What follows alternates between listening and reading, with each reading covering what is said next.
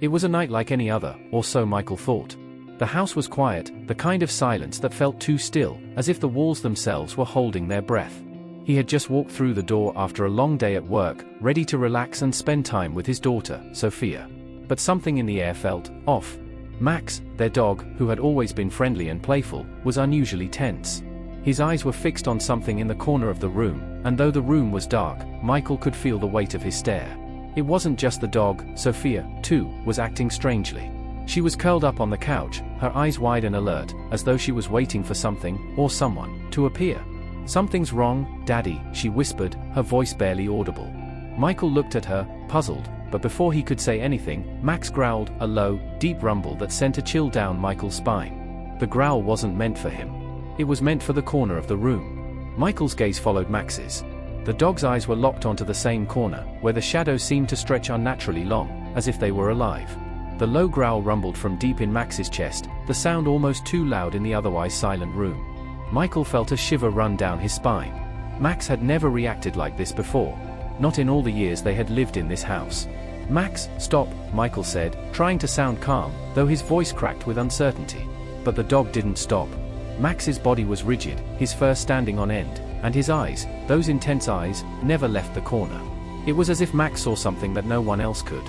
Sophia sat motionless on the couch, her wide eyes fixed on the same corner. "Daddy, it's not the dog," she whispered, her voice barely audible. "It's there. It's always there." She trembled as she pulled her blanket tighter around her, but her eyes never left the shadows. Michael felt a pit form in his stomach. "Sophia, you are imagining things," he said, though even he wasn't entirely convinced. He moved closer to her, trying to comfort her, but there was a weight in the air that made it hard to breathe. The room felt thick, suffocating, like something was pressing down on him. Max's growl grew louder, more desperate. Michael knelt beside the dog, trying to get him to calm down. "Max, hey! It's okay." But Max didn't move. He kept growling at the corner, a sound filled with something that felt almost protective. Sophia's voice was shaking now. "Daddy, you don't understand. It's not my imagination. It's a baby in the corner. I saw it. I hear it." She clutched the edge of her blanket, her knuckles white, her eyes wide with terror. "It's been there every night, watching me." A chill ran through Michael as he looked at his daughter. Was this grief, her mind playing tricks on her? Or was there something else happening here? He turned to Max, his hand resting on the dog's back. The growling had stopped, but the tension in the room remained, thick and suffocating. He took a deep breath, trying to dismiss his own rising fear. "Sophia, sweetheart, it's just your imagination. There's no baby in the corner." But even as he said the words, Michael couldn't shake the feeling that something was horribly wrong. The air in the room felt heavier, colder. Sophia's eyes didn't leave the corner. Her voice dropped to a whisper. "It's not real, but it is real. It's here, now." Her words echoed in the stillness of the room. Michael looked over his shoulder, glancing toward the corner where she had been staring. The shadows in that corner were darker than before, almost like they were shifting. But there was nothing there. He squinted, feeling a strange unease crawling up his spine. No baby. Just darkness. Sophia's grip on her blanket tightened, and she shuddered. "It was crying, Daddy. I heard it." Before Michael could respond, the air in the room seemed to shift. The shadows seemed to grow deeper, more intense. Then, for a split second, a soft sound broke the silence, a faint, almost imperceptible sound, like a baby's soft cry. Michael froze. He hadn't heard anything like it before. But that sound, soft, distant, and filled with an unnatural sadness, pierced through him. His heart thudded in his chest as the hairs on the back of his neck stood up. He turned to Sophia, his voice trembling slightly. "You heard that too, didn't you?" Sophia nodded slowly, her face pale, her eyes locked onto the corner. "It wants me, Daddy, it's calling me." A heavy silence fell over them, and the room seemed to grow colder. Max stood up abruptly, his body tense, his eyes darting to the corner. He growled again, but this time, it was sharper, more urgent. His low growl was joined by the faint sound of something else, an almost inaudible whisper. The baby's cry, distant and faint, came again. Michael's breath caught in his throat. He couldn't deny it now. There was something in the corner. Something that was trying to get to his daughter. Something he couldn't explain. Max took a step forward, his growl rising in pitch. Michael felt a shiver of fear run down his spine. The dog was more than just protective now, he was terrified. He stood motionless for a moment, then slowly backed away, as if unsure whether to fight or flee. Sophia, too, looked terrified now. She began to tremble uncontrollably. "Daddy, make it go away, please," she whispered, her voice barely audible over the growing sound of the baby's cries. Michael's heart raced. He couldn't protect her from whatever this was, whatever was in their house. He needed to act. But what could he do? What was it that was haunting his daughter? And why was Max so desperate to keep it away? Max's growling turned into frantic barking. He lunged toward the corner, his body trembling, as if something in the room was pulling him back. But Michael couldn't move. He was frozen, staring into the darkness, feeling the weight of an invisible presence pressing against him. The air felt thick with something ancient, something that shouldn't be there. Michael's head spun as the baby's cry came again, louder now, and closer. Sophia's voice broke through his thoughts. "It's not a baby, Daddy. It's something else, something darker. It's waiting." Just as the words left her mouth, the room seemed to grow even darker. The shadows that had once seemed harmless now stretched and twisted, as if they were alive. And in the deepest part of the room, in the farthest corner, the faint outline of a figure emerged, barely visible, like a silhouette in the dark. Max's barking grew louder, more frantic, as if he were trying to protect them from something that was about to claim them. But Michael couldn't take his eyes off the figure in the corner. It was moving closer, ever so slowly. And then, it stopped. The baby's cry fell silent. Michael's pulse pounded in his ears as the room grew unnervingly still. The figure in the corner hadn't moved in moments, but its presence was undeniable. Someone, was there. He could feel it, the air thick with malevolent energy. Max's barking had stopped suddenly, but the dog's body remained rigid, his eyes fixed on the corner with a desperate intensity that spoke of a fear Michael had never seen before. Sophia was trembling in her bed, her tiny hands gripping the edge of her blanket. "Daddy," she whispered again, her voice barely audible. "It's here. It's waiting for you." Michael swallowed hard, trying to steady his breath. His mind raced. Was it real? Was this just some twisted manifestation of his daughter's grief? Was the stress of the past few years, losing her mother, playing tricks on them? He had no answers, but he knew one thing for sure: something was in that corner, something that was not only frightening but dangerous. He took a step forward, slowly, cautiously, never taking his eyes off the dark corner of the room. The shadows seemed to deepen as he moved closer, stretching and twisting unnaturally. He could feel the temperature drop around him, the hairs on his arms standing on end. His breath came out in visible clouds. The darkness seemed to crawl, pressing against his skin, making his chest feel tight. Max didn't move. The dog had gone silent, his eyes wide and unblinking, his body shaking. The silence was suffocating. For a moment, everything felt wrong, too wrong. Michael could feel his heart racing, yet his feet felt like they were rooted to the spot, unwilling to take another step closer to that unsettling corner. Then, the whispering started. It was faint at first, just a breath of sound, like a wind brushing past his ear. But it grew louder. The voice wasn't human, it was soft, like a hiss, almost imperceptible. Come closer, come." It wasn't Sophia. Michael glanced at her, her eyes were wide with terror, but she wasn't speaking. She was frozen, unable to tear her gaze away from the corner as if some invisible force had anchored her to the bed. The voice in the corner grew louder, more insistent, calling to him in a way that made his skin crawl. It wasn't like anything he had ever heard before. It was ancient, like a song from the depths of time itself, full of sorrow and longing. "Come closer, it wants you, it's waiting for you." The sound seemed to echo inside Michael's head, filling his thoughts, clouding his judgment. His body was betraying him, it was as if he was being drawn toward the darkness. Something inside him wanted to run, to grab Sophia and flee the house, but the pull of whatever was in that corner kept him rooted to the spot. He turned back to Sophia, his voice shaky. "Sophia, do you hear that?" he whispered, though part of him wasn't sure if he wanted her to answer. Sophia nodded, her lips quivering.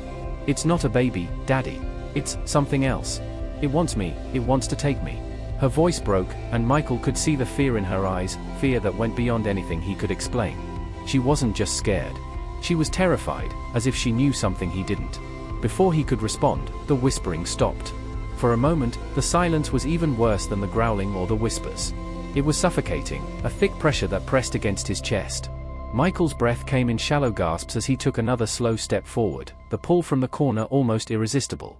Then, with a sudden, sharp movement, Max leaped toward him, barking desperately. The dog's paws slid across the wooden floor, his whole body trembling with fear as he tried to drag Michael back. "Max, stop," Michael said, but his voice was barely above a whisper. The dog was frantic now, pulling at him, barking and whining as though he understood the danger better than Michael ever could. Max's growls were urgent, sharp, his instinct screaming for them to get out, to run. But Michael couldn't move. He felt trapped, as though something invisible was holding him in place. His heart was pounding so loudly he could barely think. And then, something changed. The shadows in the corner began to shift. Slowly at first, like a mist curling up from the floor, but then faster, darker. The form in the corner was no longer a vague outline, it had grown more distinct, a shape, a figure. At first, it was just a silhouette, a tall, menacing shadow that seemed to ripple like smoke. And then, Michael saw it. The eyes. Two glowing, hollow eyes peered out from the darkness, watching him intently. They were impossibly wide, with no pupils, just empty, black sockets staring into his very soul. The figure began to move forward, inching closer to the bed where Sophia lay, unmoving. Max lunged again, this time barking furiously, but the figure didn't flinch. The eyes never left Michael, never moved from their unblinking gaze. And then, as the figure stepped into the faint light spilling from the hallway, Michael saw it clearly for the first time. It wasn't a baby. It was something far worse. It was a woman. A tall, gaunt woman, her skin pale and stretched thin, her hair long and tangled like a nest of shadows. But it wasn't her appearance that made Michael's stomach turn. It was her smile. A thin, twisted grin that spread across her face, a grin that didn't belong on a human being. It was a grin full of malice, full of hunger. "Take her," the figure whispered, its voice like 1,000 rasping breaths. "She is mine now." And just like that, everything in the room seemed to grow darker. The air in the room grew thick, suffocating, as if the walls themselves were closing in on Michael. His heart raced, pounding so loudly in his chest he could hardly hear his own thoughts. The figure in front of him, the woman, took another step forward, her gaunt, outstretched fingers brushing the air with slow, deliberate movements. Her eyes, hollow and unblinking, never left him, but it was Sophia she was interested in. Michael could feel it. She wanted his daughter. Max barked frantically, his paws scraping across the floor as he tried to move closer to Michael, trying to protect him, trying to protect Sophia. But the figure didn't seem to notice the dog at all. "Please," Michael choked out, his voice trembling. "What do you want? Leave my daughter alone." His words felt like nothing more than a plea into the void. He felt powerless, helpless. The darkness around him felt alive, swirling and pressing against him from all sides. He could feel it closing in on him, suffocating him, but his eyes were locked on the twisted figure in front of him. She took another slow step forward, and Michael's blood ran cold.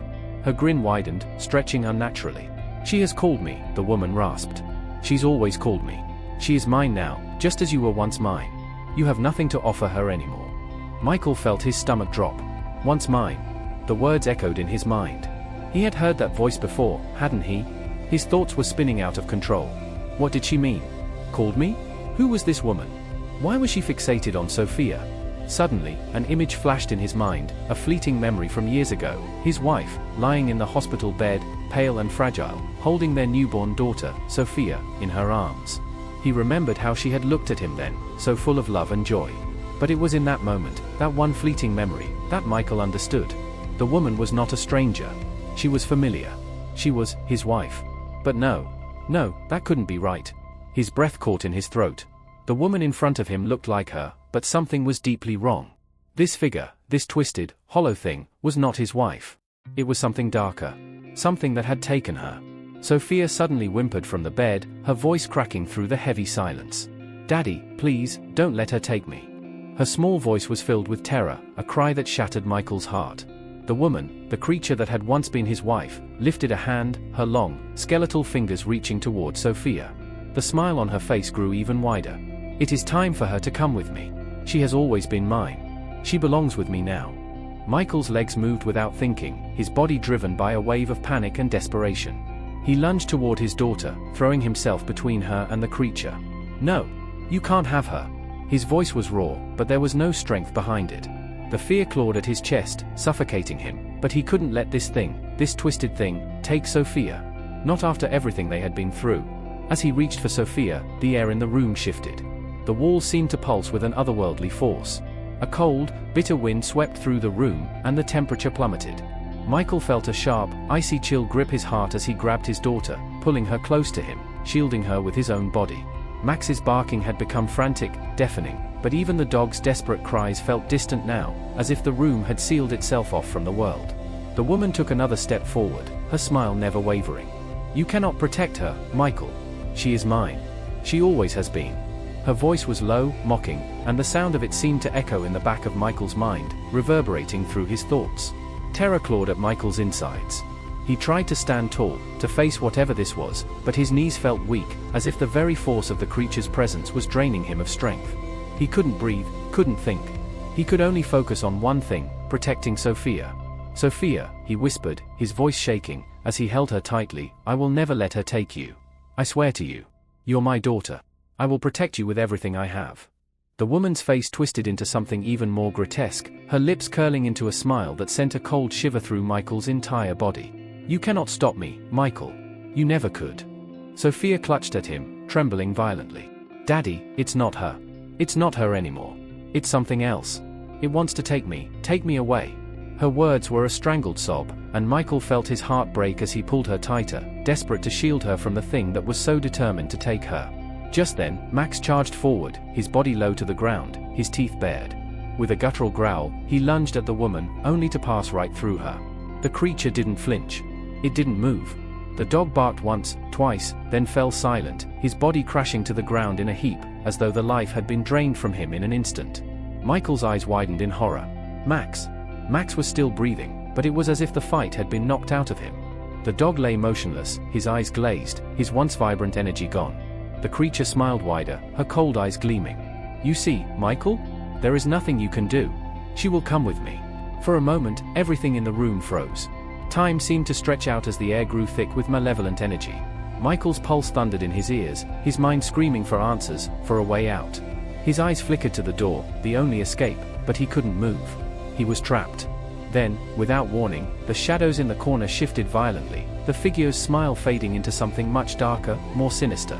With an unnerving speed, the woman lunged toward them, her cold, skeletal hand reaching for Sophia. In that moment, the world seemed to tilt on its axis. And then, just as the woman's fingers brushed against Sophia's skin, everything went black. The room went silent. Not a single sound.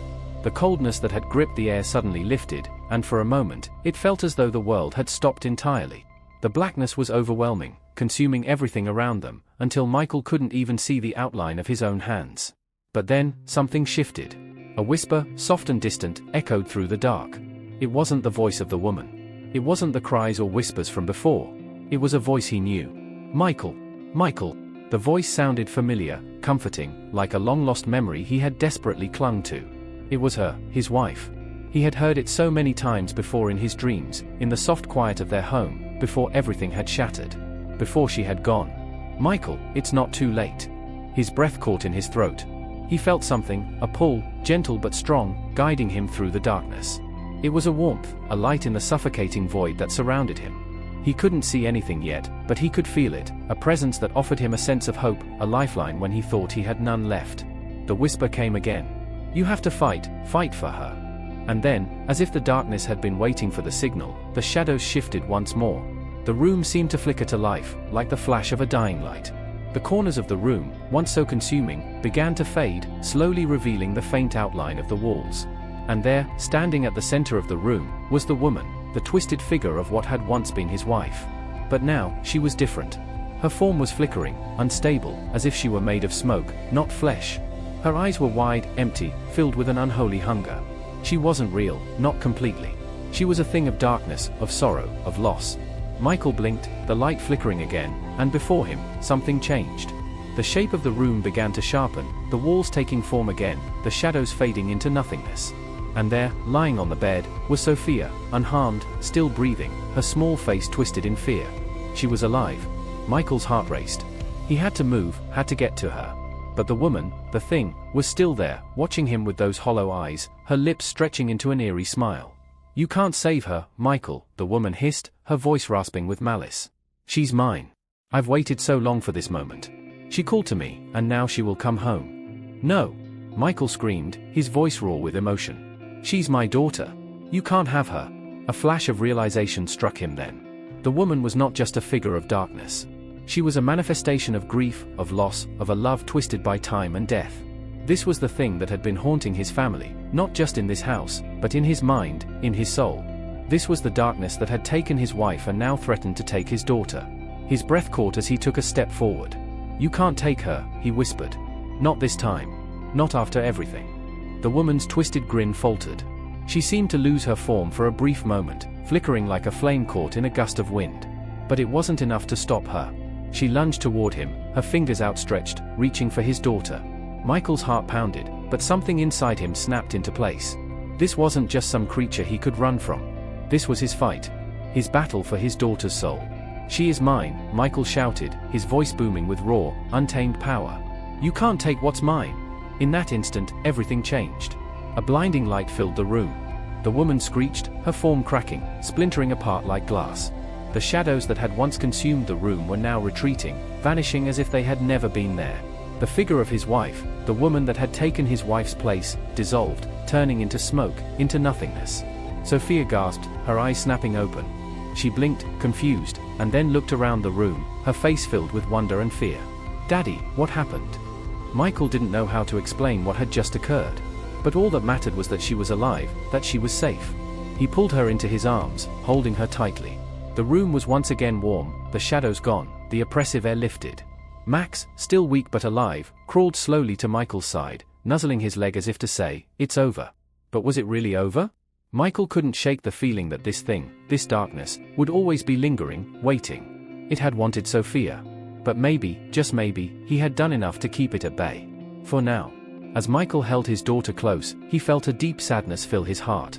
He could never forget what had happened here. He could never forget the darkness that had almost claimed them. But he had fought it. And he had won. For now.